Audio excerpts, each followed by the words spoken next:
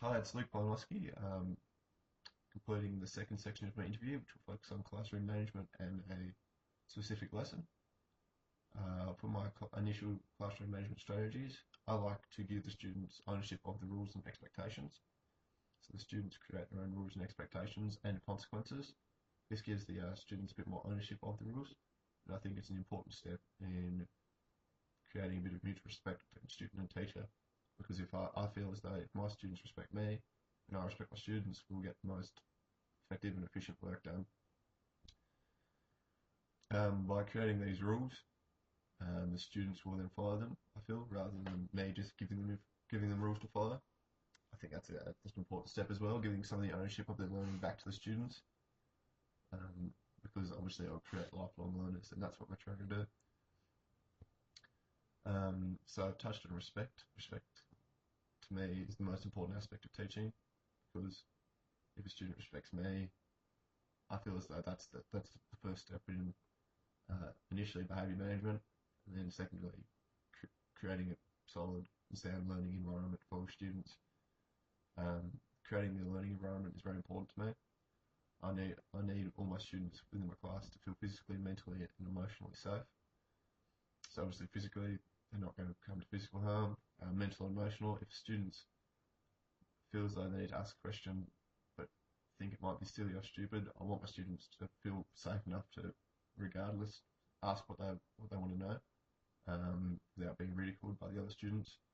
So creating that safe emotional and mental learning environment is really important to me.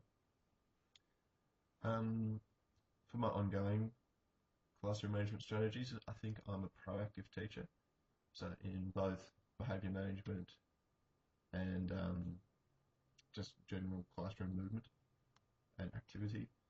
So rather than just sitting behind a desk, I like to be active, move around my class. I like to identify which students are struggling and which students are excelling. In this way, I can extend the students that are excelling, whereas whilst the students that are struggling, I can give more assistance to them. Also, with behaviour management aspects, I like to nip it in the bud, as it were. So I'd like to stop any poor behaviour straight away, so it doesn't create that flow-on effect.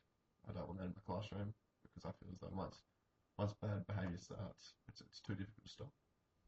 So I like to stop it as soon as I see the first initial bad behaviour, and I use the rules and expectations that the students created, I will for the entirety of the year.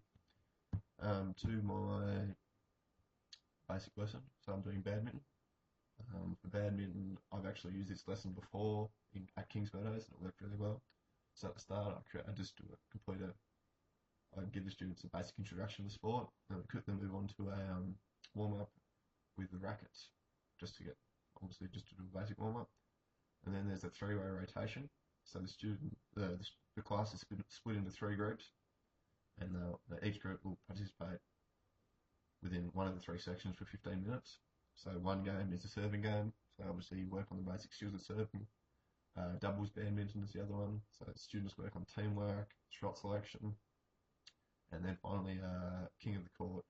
So there's four students on one court in an allocated section, and they have to try and protect their court space.